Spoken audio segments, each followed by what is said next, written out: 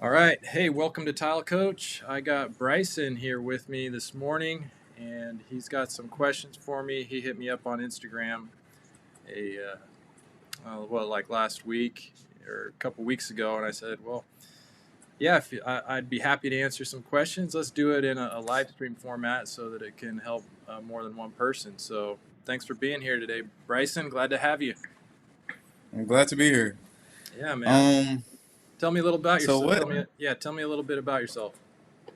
All right, so I'm currently a college student at Tennessee State University, and I'm also in the United States Air Force as well. Okay. And pretty much, um, like I've been really big on like technology pretty much growing up, Mm-hmm. and I started doing like websites and whatnot, Mm-hmm. and I would say that like starting out it was like really rough. I Mm-hmm. like you go into something, you think just because like, oh, I'm good at it, I can make a business. Mm-hmm. But I learned really quickly that that wasn't the case. So started studying, reading a lot, and just learning as much as I can. And now I would say like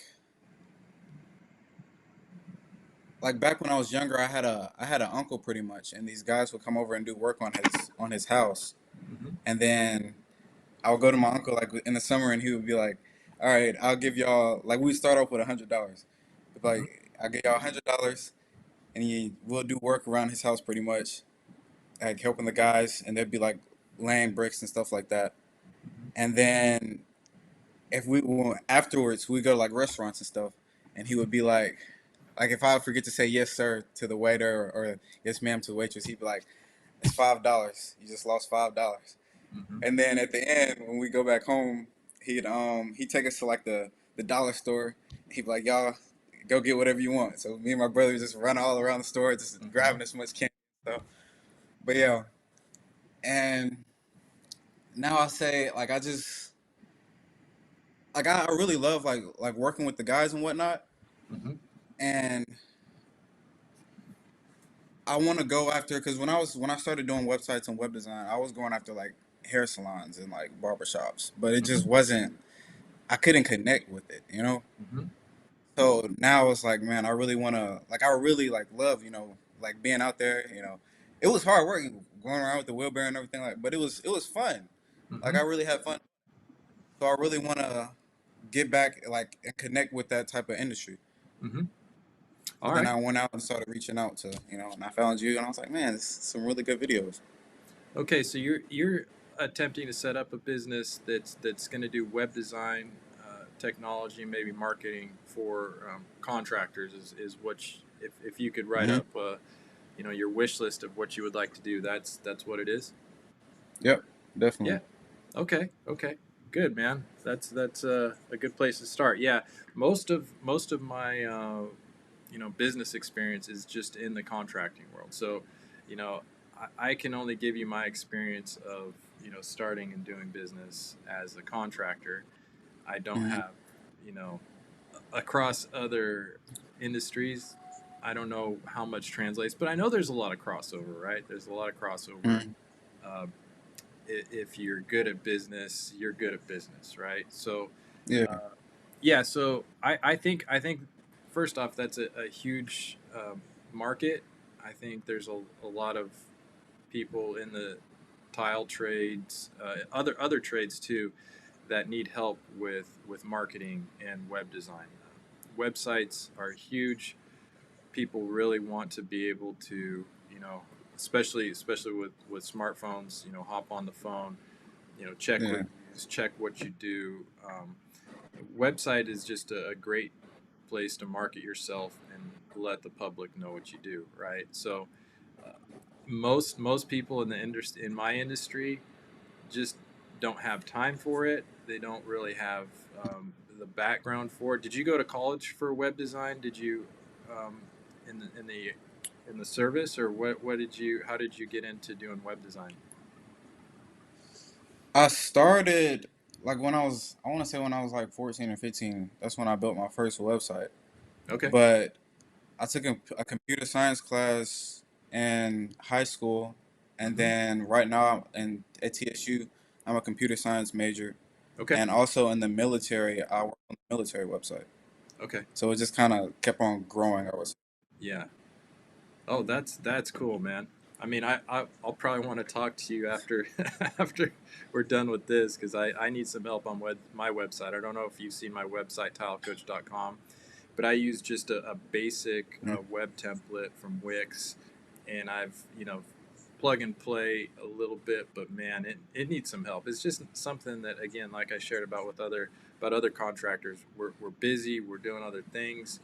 Um, you know, Yeah, the computer isn't like our you know it's not where our talent shines. Do you know what I mean? We shine doing stuff with our yeah, I know what you mean. and so I've hired other professionals to help me with some other stuff, but yeah, I haven't had a professional um, look at my website and be like, hey, let's do this, let's do this, let's do, it's just like I've just kind of tinkered around with it when I've had time. So yeah, I'd definitely be interested in talking to you about it. So for before we really get going here, I want to just thank the people who have joined on. We have 17 people here.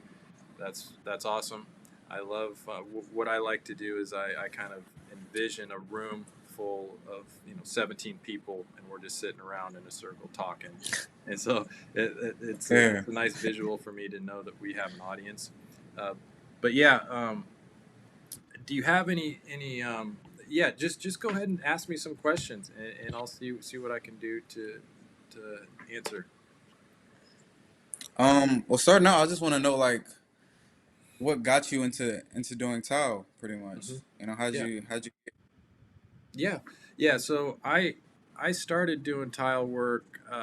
My aunt's boyfriend at the time, back in the late '90s, was a tile installer, and I was going to Mm-hmm. college, and I just started helping him. So I got my kind of my feet wet there. I did have, my dad was always doing projects around the house, so I grew up helping him do things, not tile, but whatever it was, moving rocks around. He did a lot of masonry work and stuff, and so I kind of had already like a background for physical labor, so getting into the tile work was pretty familiar to me, and I just started helping him while I was Yeah. going to college. College didn't really work out for me. I'm kind of ADD, and I really need to stay busy. There was If I got into a class that I had interest in, I would do well. If I didn't have interest in it, like math, I was lost. I was done. My mind was wandering the whole time. I could not stay focused. Yeah. So I, you know, I, I got 3 years of college in me, and then I just, started making more money with tile, and I said, this is the direction I'm going to go. I didn't take like a real conventional route. Most of the people who end up in the trades, it's usually not like a straight path, right? My Mm-hmm. my my getting into it was trying college. I was struggling. I was struggling with depression. I had a lot of issues that I hadn't dealt with. I'm a child of the '90s. Things were just different, man. It was tough. A lot of people in my generation have struggled over the years, and so I did too. I got into substance abuse problems, and so I kind of my when I'd like to say like my business life really started was after I had a spiritual awakening. I went to rehab, and I found God for the first time, and it like radically changed my life. I mean, I kind of just went on the straight and narrow. I was ready and willing to do whatever it was to live in a good way, live in an honest way, a right way. And it was really exciting for me because it was pretty brand new. I mean, I grew up with some morals. I would say my dad was a morally upstanding man, but he was atheist. I just didn't I couldn't find traction with living a good life without the idea of a purpose or a higher Yeah. being recognizing what I was doing. I just felt lost, and so Yeah. once that happened, things really just started to unfold. Like connections started being made. I started meeting people, surrounding myself with good people, just working hard, and then it just kind of built from there. And I think the turnaround that I had started giving me a lot of confidence. I think I would say before I suffered from low self esteem, and with this Mm-hmm. change, I didn't. I was confident. I believed in myself. I believed that God wanted me to do well and provide for my family, and I had this purpose, and it just kind of blossomed. And I think other people pick up on that. Other people wanted to help me, because now I look back and I look Yeah. at all these people that came along and hired me, and they could have hired somebody else, and they could have tried to hook up somebody else, but they kind of took me under their wing, and my business just continued to grow and grow. So that's kind of how it got started. And again, that's just my experience. So it's hard for me to tell somebody else what to do, because I don't Mm-hmm. know. They might have different spiritual beliefs. They might have different backgrounds and whatnot. But that's how it happened for me. If you don't mind sharing, what was that like, that clicking moment? Because I had like a moment as well where I just kind of like something happened like in my life, and I was like, man, like I really need to like get it together. Yeah. But like, I, if you don't mind sharing, what was yours? yeah, I would say it was a moment of complete desperation. So I was using opiate painkillers. I was a football player in high school and college, and I was introduced to opiates at the time. It was kind of during that time. It was like if you went to the doctor for any little bump or bruise, man, they were giving you Vicodin at the time, and so I kind of Mm-hmm. just used that. I used it to not only numb physical pain but emotional pain as well. And so I hit like a rock bottom. And when I went to rehab, uh, I couldn't sleep. I was just in bad shape, man. I was 24 years old, and you know, my marriage was in trouble with my wife, and I had two little daughters at the time. So I felt like I had hit rock bottom, and I didn't know what I was going to do. I wasn't sleeping, wasn't eating well, just kind of a mess. And a counselor at the rehab just suggested, he said, well, why don't you try praying? And again, I grew up in an atheist background, and my community where I grew up here on the West Coast, it's just a little bit different. I've been able to expand my relationships with people, in different areas where there's more of a culture of spirituality. Here in California, it's just kind of more, it's just not the same. So it was almost completely foreign to me, the idea of God or Mm-hmm. Jesus or any other kind of spirituality. So it was like, man, when the counselor first said that, I was like, man, I don't know, but I was desperate. Yeah. I felt like I was like at a bottom. I was like, basically, I'll try whatever. And then I prayed, and I prayed for three specific things, and all three of those things came true within like 6 or 8 hours. And so that was the moment I was like, oh my gosh, this is real. Like this is more this is more than a Yeah. coincidence. This can't be true, where I prayed for three things that I felt were impossible at the time, that radically came true. And I was like, okay, all right, there's something to this. I don't know what it is, but there's definitely something to this, and I'm gonna go for it.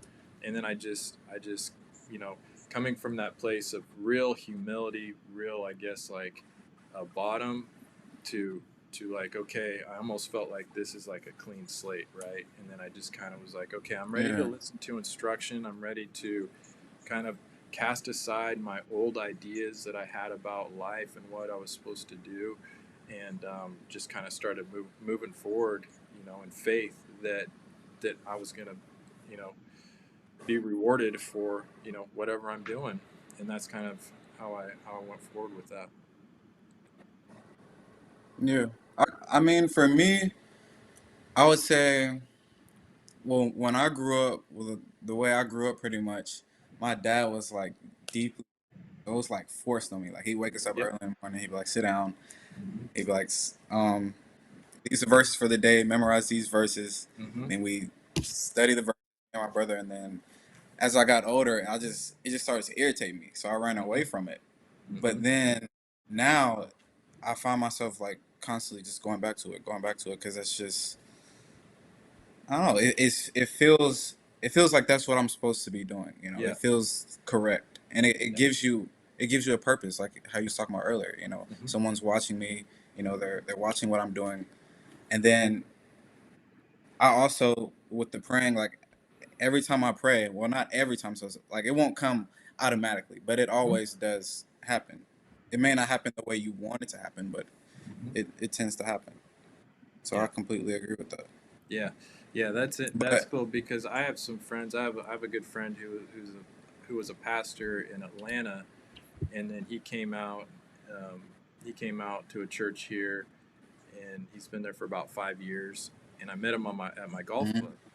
And so he grew up like you, where his dad was religious. He was basically born in it, born, surrounded by church his whole life.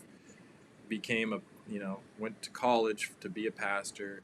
Has been a successful pastor for the last 20 years. He's about 40 years old, and it's a neat contrast to see like someone like me, who didn't grow up with it at all, to somebody who grew up with it, and I can see him starting to kind of ask, you know, just like, because we only know what we know from when we grow up, and at some point we need to. I feel like the natural progression is to find our own place. Not just what our parents yeah, wanted for us, but find ourselves. Um, so it's just kind of neat. But you shared that, you've been coming back to it, and it just feels right and it feels natural. What's interesting to me is because you would think, well, of course it feels right and it feels natural because that's how you were raised. But I felt that same way and I wasn't raised with any religion, but when I came to it, I felt like this is what I mhm, was supposed to be doing. And feeling, it was more than just a thought in my head. It was like, no, this is what I'm supposed to be doing. And I still waver sometimes. When I just kind of get in my own mode of doing things, and I kind of forget, and I stop praying, and I stop, paying much attention, and then I come back to it, and it's like, whew, okay, there's the peace, there's the presence, there's the purpose. yeah, Let's go, man. Now I'm ready to rock. So that's yeah. really cool. Yeah, hang on to that, man. I think that will do you really well, and it's yeah, I think that's really going to help you out. So yeah, you got what else you got?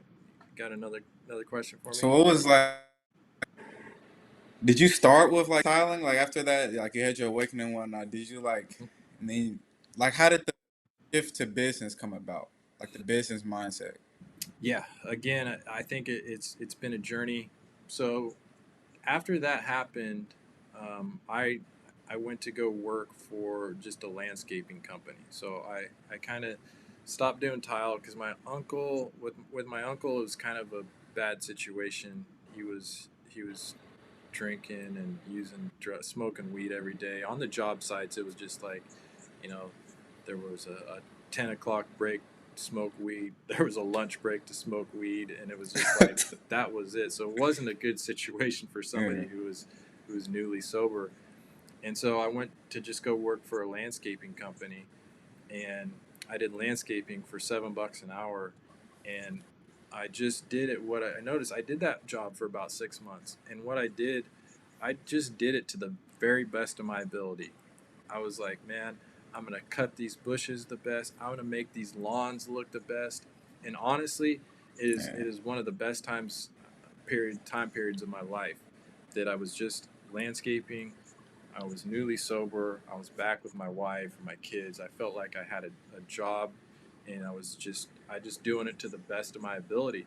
And that's the advice I would give anybody, whatever it is. I was landscaping. I was cutting people's lawns, but they would see me. I would always get these reviews because we worked for a company that I think had about 10 or 15 crews at the time, and so Mm. you the customers would call the company and say, hey, the crew did a great job today. They cut my grass so nice, and they cleaned up all the leaves, and they spent an extra 5 minutes. Not they didn't cut out early. It was like, so I took that, and I noticed that made me feel really good. And when I go in for the reviews with the bosses, because we do these regular. Every morning they would give you the jobs you were going to go to, what houses you were going to go, what lawns you were going to cut, and everything. And they kind of go, okay, well today you got to pull the weeds in the flower bed, you got to cut this hedge, you got to mow edge and blow the lawn. And every time I'd go to meet with my boss, you go, oh, so and so called, and they said you did such a good job, and that just made me feel so good. I was just like, oh man, that's what I want to do. And then I'd get Yeah. I got employee of the month like twice in those 6 months.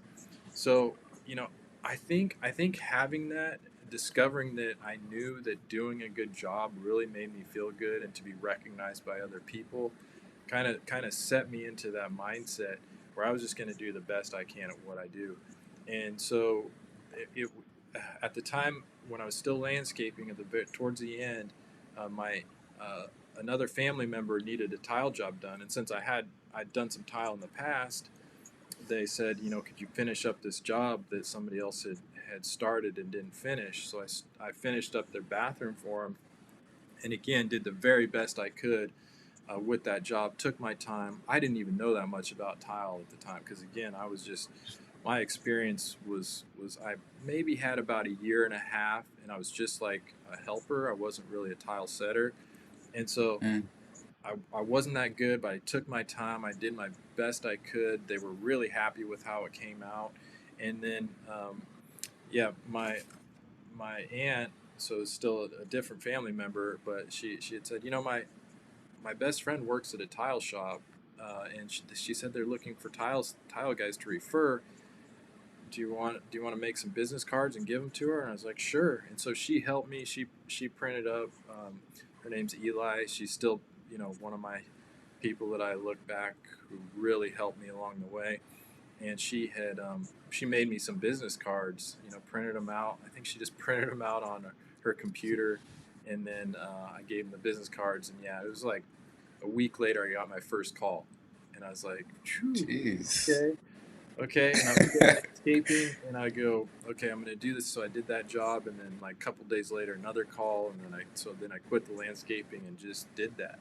And again, every job I did, I just kind of went the extra mile, did the best job that I could do, didn't worry Mm. too much about the money or anything, because I'd been making $7 an hour. So when I'm Yeah. bumping making $15 an hour, I'm thinking, I'm in the money, man. And so Yeah. that was kind of how that's kind of how that started, and it just built again with the right mindset. It was, people start talking about you, how good of a job, how pleasant it was to have you in their house, how it just comes out.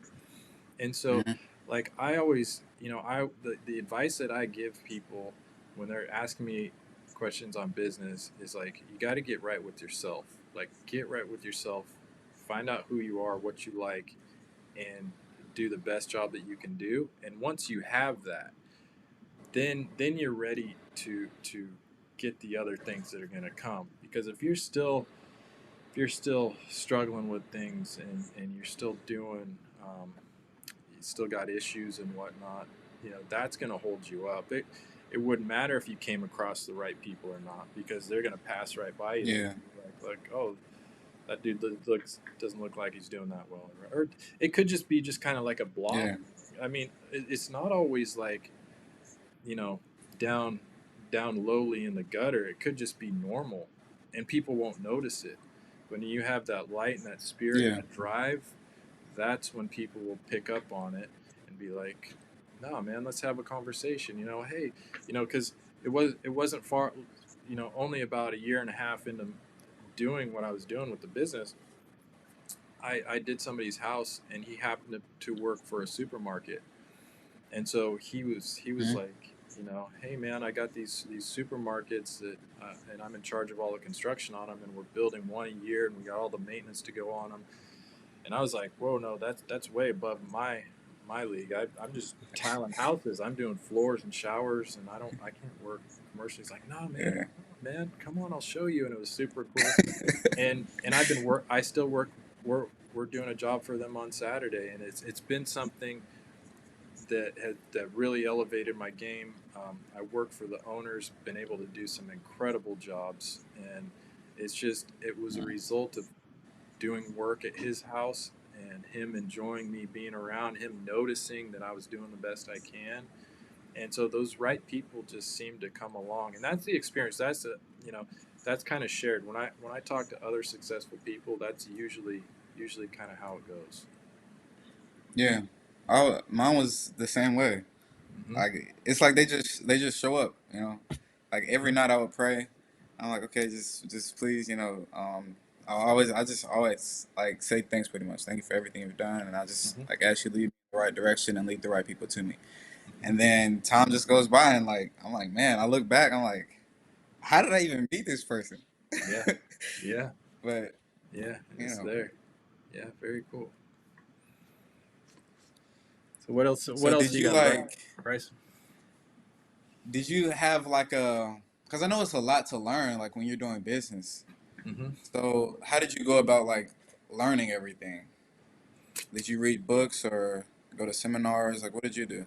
No, none of Winging it. it. None of it. I mean, You just it's winging pretty it. easy. It's pretty easy when it's just you. I mean, I was self-employed. I Hmm. picked up my first helper within about a year, I think. I think maybe even sooner, about 6 months. I picked up a helper, and I was just paying him cash. And I was kind of worried. I was like, oh man, I know I need this workers' comp, and I need the insurance. I should be taking payroll taxes out, but I didn't worry about that stuff. Again, I had a lot of faith that I was doing the right thing, and I was just like, so just had a helper paying him cash, and then that kind of caught up to me. I was like, you know what, it's weighing on me a little bit. I don't want to get in trouble. I want to do things the right way. So I think I picked up a workers' comp policy. And at first it was like a big scary thing. I was like, oh no, this is going to take so much time and money to do it. And I ran into a contractor once and I talked to him. I was like, how hard is it to get to workers' comp insurance? He's like, oh, it's a piece of cake. Here's my guy. Give him a call. And, it's only like 200 or 300 bucks a month. Yeah. Not a big deal.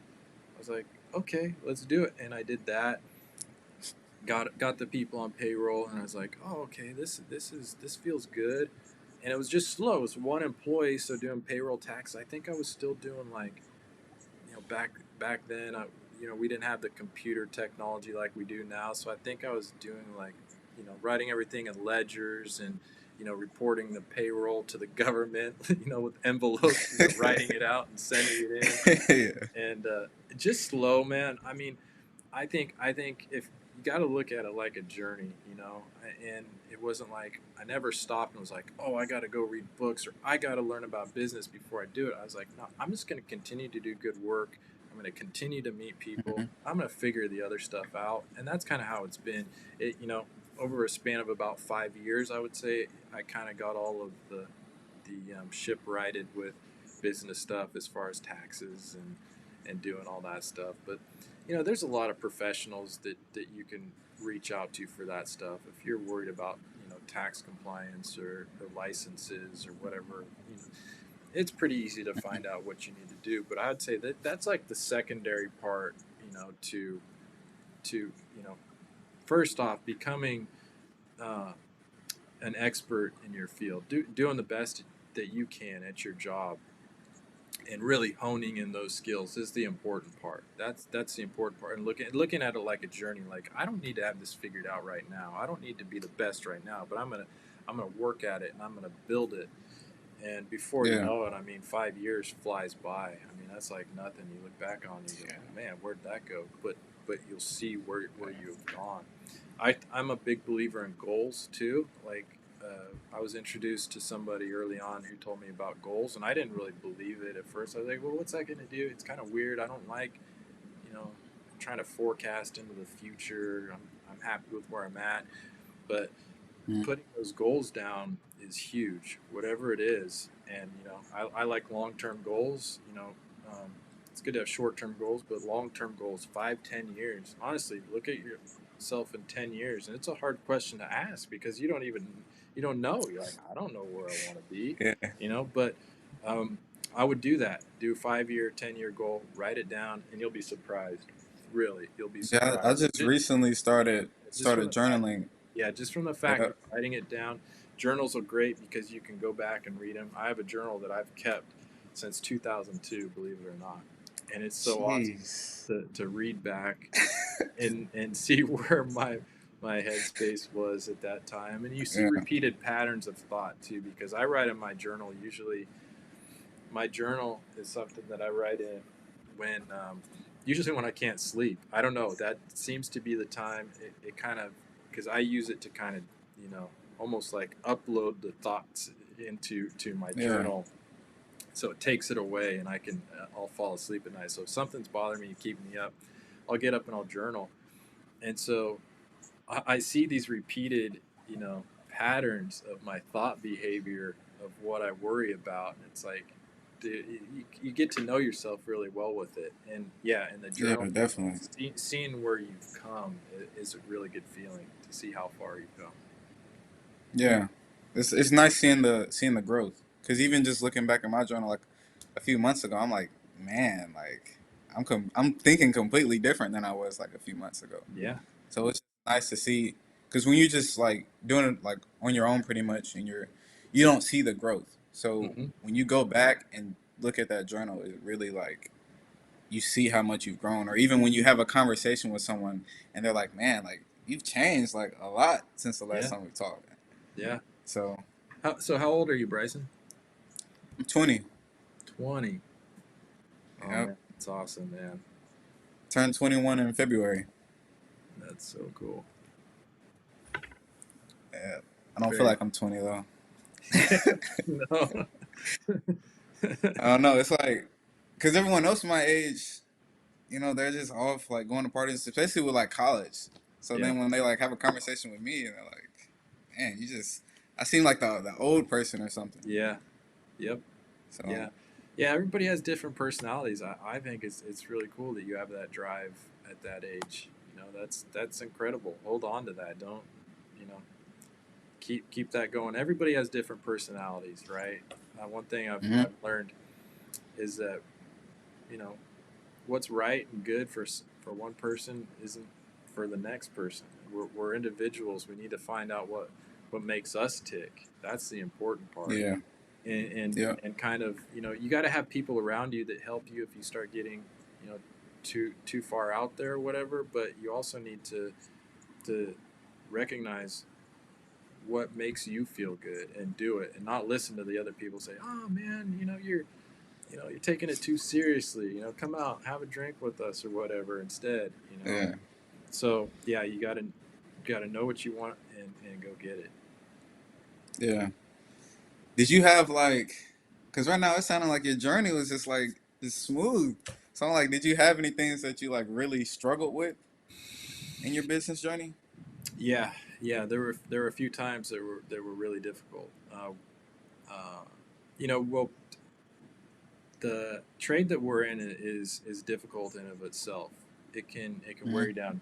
Very physical, very demanding of attention, detail, and so you could be working really hard physically and mentally, and it can be very taxing. And there was times when just jobs would go a little sideways, like I mess something up and have to redo it or whatever, and working long hours, working 7 days a week sometimes, and just putting in long taxing days. And there was times that were difficult like that to overcome.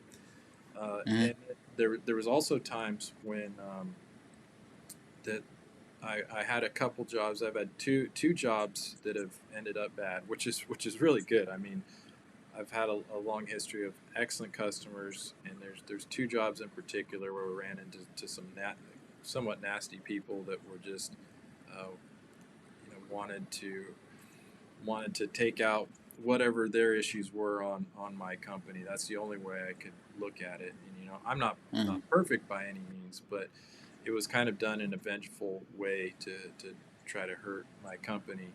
And so I've been in two disputes basically where I had to to lose money, and that was really hard. There were times when I was like, you know what, screw this. There's too many people. You know, when one of those things happens to you, it's easy to look at the world and go, there's bad people in it, and they're going to be out to get you. And so, um, but really, that's not the truth. You know, if I've had two people in thousands of jobs that I've done, that's just a Yeah. minuscule percentage. But it's easy to make that bigger than what it is. And I remember after the first one that happened, you know, I had to cut him a check for $14,000 to basically Jeez. avoid a lawsuit. And he came up with all this other stuff. He was a professional at doing that. I had found out he had done it to um, four other contractors before me, so he knew what to Mm-hmm. do to kind of pin somebody into doing something to where that he could extract money out of them. And so that was really hard. And it was at the time my mom had just passed away like a year ago, so I was kind of in a tough spot, and I was building my showroom here at the same time. It was just all these things were coming together, and I remember I felt like I was like, you know, this is too much. I'm just gonna go get a job for somebody else. I can't handle all this stress, and I don't know how I'm gonna get this money. It's already tight. This was in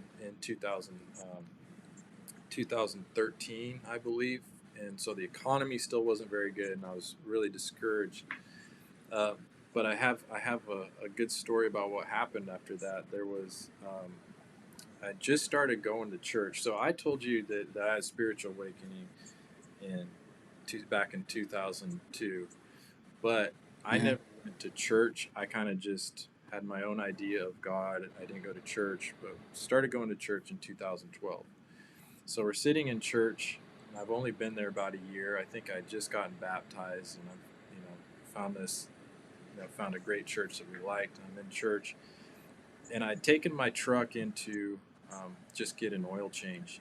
I had my work truck was in the shop getting an oil change, and I get a call during church, and I see it's from the the auto shop. I was like, oh, I'm in church. I'm not going to answer this.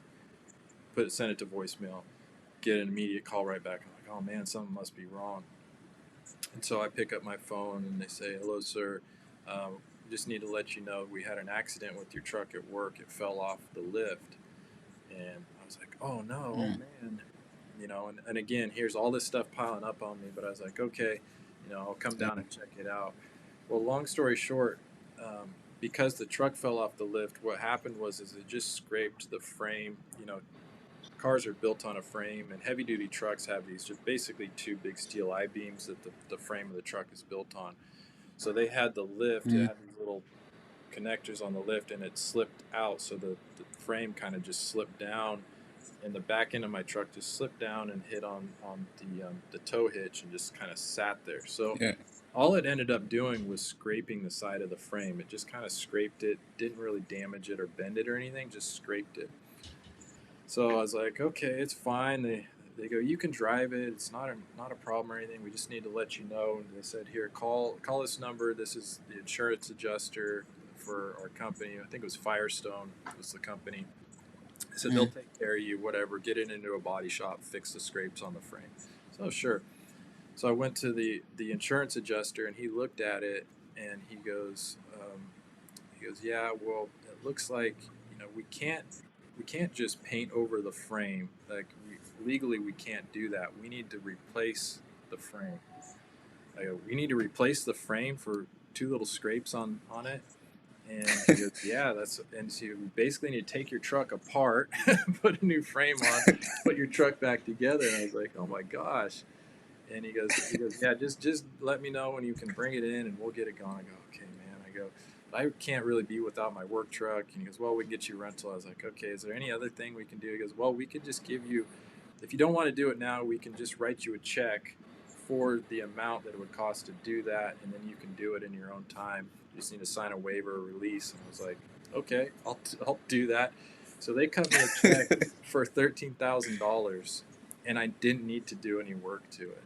So I took that money and Yeah. paid off the guy who was suing me and just walked away from it. And those are some of those things that just I I can't explain it. It just happened. I happened to be in the right headspace. I didn't give up, and I had that protection going forward, and I've just kind of moved along with that. But yeah, there's been some really hard times, but I guess the faith and belief in myself and everybody around. Plus, I have, my family. I would say my family has been all along has been a huge motivator for me. Um, my wife, who I've been with since we were 18 years old. I have 4 children. We have 4 children together. So I've always felt that purpose to provide for them. So when things get really hard, it's just not just about me. I have other people Yeah. to that are relying on me, and I have that responsibility. And responsibility is hard in of itself, right? Responsibility is not easy. Hmm. I had a I had a kid who was helping me film my YouTube videos a few years ago. His name was Jeremy. Super cool kid, Hmm. and we were just on. But he was about your age, and he would ask me questions, sometimes about stuff. And we were sitting there on a job site once doing some filming, and he asked me. He goes, "Where do you see yourself in 20 years? Like, where do you see yourself?" I was like, "Oh man, that's a heavy question. I haven't I haven't really thought about it." And I go, "You Yeah. know what? I go, I want to have. I'd like to not have so much responsibility." And I'd said that, and at the same time, I said, "I want to have, but I still want to have influence. I love being an influence over other people's lives. I love being influential, making a difference, but I don't want the responsibility." And I just Hmm. said, I didn't think about the answer, and then after I thought about it, I go, that that's not a reality. You are Yeah. not you're not going to be influential without responsibility. If you don't have responsibility, nobody cares about what you do or what you say. And I was like, Yeah. wow, that kind of dawned on me. So I've kind of cast aside the idea that I'm ever going to want to live a life where I don't have responsibility, because I still Yeah. want to be influential. I still want to be influential over my children, my grandchildren, uh, my employees, people who need my help, because that's Hmm. really what makes me feel good. So Yeah. And so as you grow in like in the influence, pretty much the responsibilities grow also. yes, yes, they do. Yeah. Yeah. Same with business. Like as your business grows, responsibilities grow. Mm-hmm. Like the stress continues to grow. So then Mm-hmm. when you look back, you're like, man, I don't know why I was stressing over that. Like Yeah. that's so little Yeah. compared to the things that are happening now. Yeah. And it's a But privilege. It's a privilege to have yeah, responsibility. It really is. yeah. But with family, did you like ever have trouble like balancing it? Because I know me now, like I have trouble like trying to balance everything, so to say. Like it's like if something happens where I'm like, man, like I gotta really be on it like this whole week. Mm-hmm. I feel like also like letting in a sense it's like it's hard like not being there for like extended periods of time. Like even with me in the military, like I was gone for I want to say like 4 months. So things like that. Like what do you do like when you're in those type of situations? Yeah. Yeah. That's tough. I don't know about. So the military, were you deployed somewhere, or were you? What is your commitment with the military? Uh Starting I never thought I would be in it. Like I come from a military family, Mm-hmm. but I always was like, I'm not going to join the military. I was like, it's not really for me. Mm-hmm. But when I finished up high school, my parents was always adamant on me going to college, Mm-hmm. and I was like, I'm not paying for college. Like, I'm Mm-hmm. not going to pull out a loan or anything like that. So I was like, I'll just join the military. I joined the military. Then I ended up getting an academic scholarship Mm. after the fact. So I was stuck. Like I had already signed the contract, and then I went through like a year of college, Mm-hmm. and they sent me to like basic training and tech school, and all that lasted about like 5 months. So I was going for 5 months, came back home, and now like I'm in the guard, so it's not that bad. But Mm-hmm. we'll see. I don't know about deployments, but I'm not trying to be going for another 5 months because you come back and everything's the same, but everyone's a little different, and it's Mm-hmm. kind of hard fitting back in. 'Cause they learn to like live without you, pretty much. Yeah, You know. yeah, that's tough, man. Yeah, I have a lot of appreciation for the sacrifice that young people do to make that Hmm. happen. So yeah, I wish you the best of luck in that. I as For me, I would say, I wasn't physically gone that much. I didn't do jobs out of town. I was home every night, just to be with my family. But I would say there was a lot of times when mentally I wasn't there, because again I was Yeah. working all day. I was trying to still with doing tile, when you could be stuck in a shower for 8 9 hours a day with just you and your mind putting a puzzle together, basically. So you get home and you still have Yeah. that stuff going on in your head. So there was a lot of times when I wasn't able to really, and being a young man too. I mean, I've learned so much about my wife and other people as I've gotten older and gotten therapy and just broadened my worldview. Um, Hmm. but back then, there's a lot of times when I was pretty, I guess, checked out would be a good way to put it, where I just couldn't deal with um, uh, the family very well. And even though I was there always physically, I wasn't always there mentally, and that was a struggle. I don't know, you know, if I, probably if I would have gotten some kind of therapy would have been good, just to understand, maybe what my wife was going through. I think things could have gone a lot smoother because we had some ups and downs because of, I think, just me not recognizing uh, what she was doing and putting into the world as well. I kind of was just kind of locked into my own stuff, but she had Yeah. a whole life going on that I just wasn't really. I don't know. I felt like I didn't. I don't know if I didn't have the time or what it was to really recognize what she was doing. And it's great though getting older, because I've had more time to recognize and see what she's done, and seeing the fruits of what she's put into the family as the kids have gotten older and what she's really built. Hmm. So it's a beautiful thing. I mean, women in general, when you really get to recognize what they do and what they contribute to the world, it's amazing. I mean, it makes what guys do, you know, they're the ones that they can they make human life inside of them, right? Yeah. And so they have Yeah. It's these crazy to think this about. this amazing love and care, and without it, you Hmm. know, the world would just be a really crappy place. So I would say that's probably more of my struggles that I've had with the family, that um, that were difficult. But I again, as I've gotten older and had a little more time, because now I'm not out in the field, working my fingers to the bone. I'm in here doing stuff like Hmm. talking to you.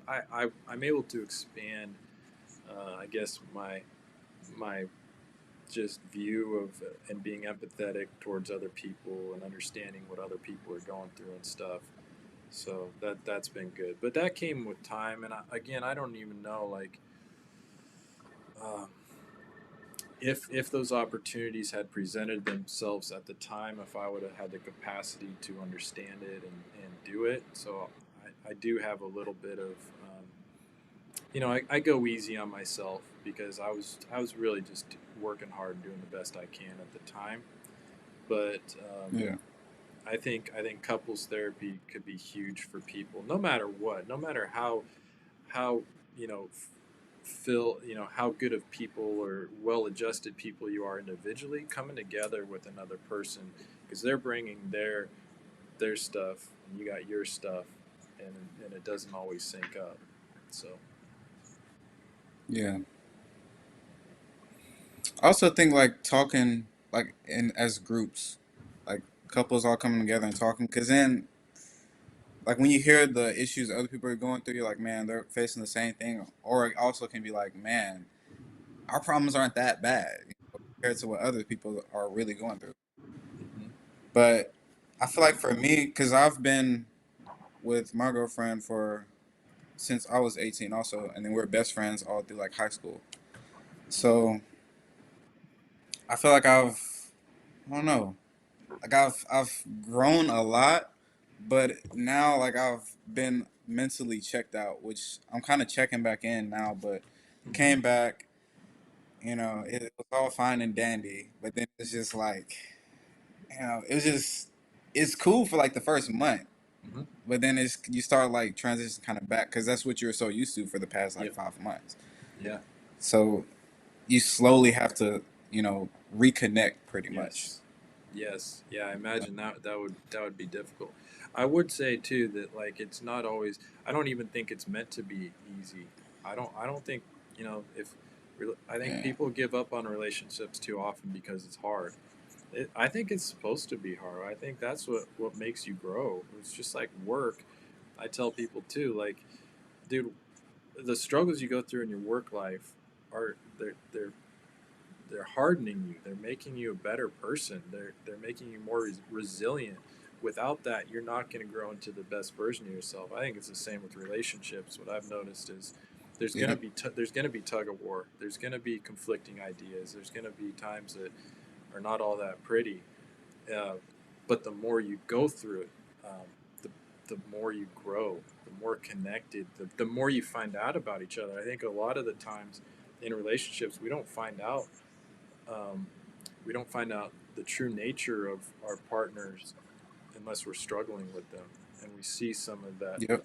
maybe ugly stuff come out that we don't want to show, the fears, the hurts, the whatever. That stuff tends to come out when you're butting heads, having disagreements. Oh, I don't even like Yep. to use the term fights. I think it's just like basically you're rubbing up against each other. But I think that I would give that advice to young people in a relationship. It's not going to be easy. Don't expect it to be easy. All right. Yeah. Good sorry, advice. sorry That's for the that's bad. real good advice. But Yeah, it's definitely not gonna be. yeah, Uh, but when you get older, that's I think being 47 now, um, man, our relationship is an amazing. It's in an amazing place. I'm so glad we stuck through all those times and seeing like I said earlier, the fruits of what have become with our adult children and being able to be around them and having them still want to be around and hmm having some time with her to go do things. Now we can, our youngest is 16, so we're starting to do some things, just me and her together, and just being friends. Go last week we went down to Napa for our 26th anniversary or 25th, no, yeah, 26th anniversary. Went Hmm. um, down to Napa for a couple days, just really enjoying each other, and so it's definitely worth it. Definitely worth it. It's good. It's good. Congratulations. Yeah, thank you. Uh, Thank you. So, but off relationships, how did you get into coaching? um, my I my dad was a football and track coach. My grandfather was a football coach a college football coach. So I had a background, and that's probably where when I was going to college, that's basically what I was going to do is be a teacher and a coach. And so I think that was kind of natural to Mm. me. And but I just again the school system just didn't fit me that well. So I think it just coming back around to it, I've always felt like when I started my YouTube channel in 2011, that's kind of where I was. My very first video I made was a how-to video, and I felt like it just came off really naturally. It just felt like it was easy for me to communicate. It was easy for me to teach, and it was easy Yeah. for, and I had a motivation to want to teach it. Like, and so I think it was just pretty natural for me. I did it with the YouTube for, that was 2011, and I didn't really start doing like individual one-on-one coaching until like 3 or 4 years ago. So I really like the YouTube of being able to broadcast to a wide audience for millions of people to learn from what I'm doing.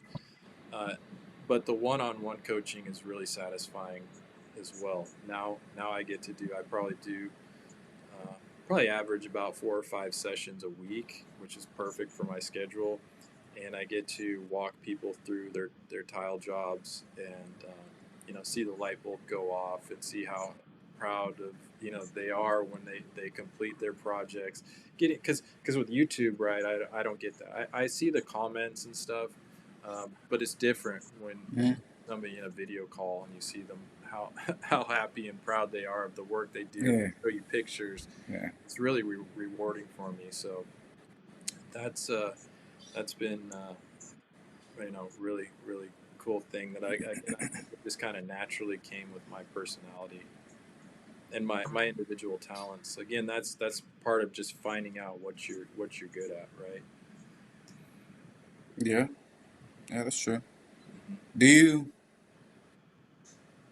What do you think you would change about like the school system, pretty much? Because I feel like it's really messed up right now, and because Yeah, it doesn't correlate to everyone.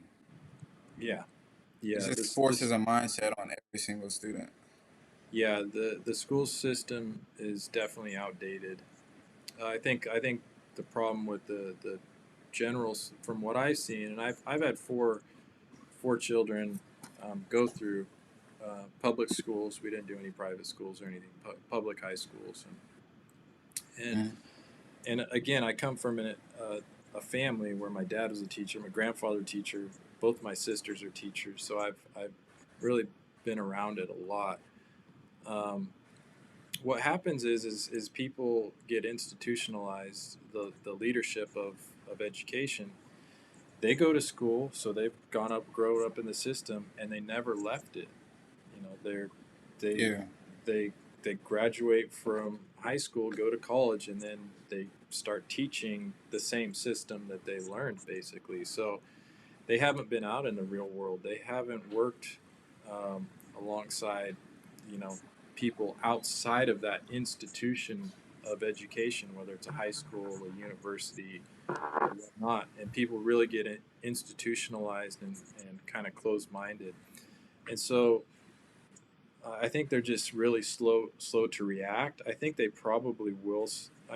It is beginning to change. There has been more awareness of, hey, not everybody needs to go to a 4 year university. Not everybody needs to do this and that. You don't.